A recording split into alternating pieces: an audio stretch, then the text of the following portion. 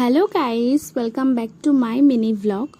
তো কালকে ছিল উল্টো রথযাত্রা, আর এইটা হচ্ছে রথযাত্রার ব্লগ। তো অনেক দিন হয়ে গেছে ব্লগগুলো ছাড়া হয়নি। তো সেদিনকে রথযাত্রার দিন এক জায়গায় নিমন্ত্রণ ছিল, আর দেখো আমি রেডি হচ্ছে। একটা শাড়ি পরেছিলাম, বমকাই শাড়ি, আমার খুব পছন্দের। আর গরমের মধ্যে লাইট শাড়ি পরাটাকে খুব প্রেফার করি আমি। তো আমি রেডি হয়ে নিচ্ছিলাম, আমি, মা, বাবা গিয়েছিলাম, আর লালি সন্তুদা পরে গিয়েছিল, মাসিরাও এসেছিলো। দেখো আমি রেডি হয়ে গিয়েছি, আর বৃষ্টির জন্য পুরো কিছু একদম ভেস্তে যাওয়ার মতোই অবস্থা হয়েছিল। তো তারপর আমরা টোটো বুক করে চলে গিয়েছিলাম। আর দেখো মুনমুন মাসির বাড়ি নিমন্ত্রণ ছিল, আর ওখানে ওদের বাড়ির সামনে পুরো পুকুর হয়ে গিয়েছিল, জুতো হাতে করে নিয়ে যেতে হয়েছিল। খুব একটা হাস্যকর ব্যাপার হয়েছিল। আমি তো ভেবেছিলাম পাঁচিল টপকাবো, তারপর ভাবলাম যে না। আর এইদিকে মিমি জুতো খুলে যাবেই না কিছুতে। তো আমরা তারপর মাম মিমিকে জুতো দিয়ে যা হোক করে আমরা মুনমুন মাসির বাড়ি গেলাম। আর দেখো ওখানে পুজো শুরু হয়েছিল। আসলে ওদের সেদিনকে ঘর চাপা ছিল, তাই সেদিনকে ঘর চাপারই নিমন্ত্রণ ছিল, যেটাকে আমাদের ওখানে বলে ঘরে ওঠা।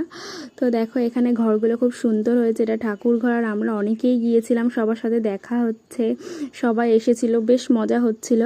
তারপর ওখানে লাঞ্চ করেছিলাম, লাঞ্চে জাস্ট অসাধারণ ছিল। সেটা হচ্ছে ওখানে বাসন্তী পোলাও, আলুর দম, তারপর ধোকার ডালনা, ছানার কোফতার তরকারি, চাটনি, পাঁপড়, মিষ্টি সব ছিল। আর টেস্টগুলো জাস্ট অসাধারণ হয়েছিল। আর আমি আর মাম গল্প করতে করতে সারা দিন চলে গিয়েছিল বলতে গেলে। আমরা যাওয়া থেকে শুরু করে সারাক্ষণ গল্প করেছিলাম। আর দেখো বিকেলবেলা যখন বাড়ি আসছিলাম তখন ইস্কনের রথ বেরিয়েছিল।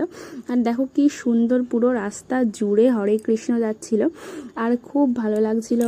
হয়তো আমার এটা লেখাই ছিল দেখা ওই জন্য আমার আসতে দেরি হয়েছিল। খুব মজা হয়েছিল রথের দিন। তারপর আমরা সন্ধেবেলাও গিয়েছিলাম। আর দেখো এই হচ্ছে জগন্নাথ দেব ইস্কনের রথ।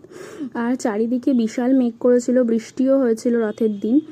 আর আমার খুব ইচ্ছে ছিল একটু রথটা টানার, বাট টোটো থেকে নেমে টানাটা সম্ভব না, কারণ বিশাল ভিড় ছিল। আর এখানে দারুণ প্রসেশন বেরিয়েছিল, পুরো রাস্তা জুড়ে হরে কৃষ্ণ করছিল। আর দেখো সন্ধ্যেবেলায় আমরা একটু রাসখোলায় গেলাম, তারপর জেলেপাড়া, তারপর বদরতলায় রথ দেখেছি।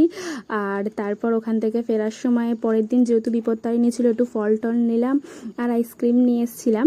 আর সত্যি কথা বলতে এনার্জি পুরো লস হয়ে গিয়েছিল, বিশাল গরম লাগছিল, যেহেতু সারা দিন শাড়ি টাড়ি পরেছিলাম, একটা ধকল গিয়েছে। আর দেখো আমাদের এখানে রাসখোলাতেও হরে কৃষ্ণ হচ্ছিল, আর জেলেপাড়ায় বিশাল ভিড় ছিল। আর রথের এদিক থেকে ওদিক যাওয়া যাচ্ছিল না, এত ভিড় ছিল।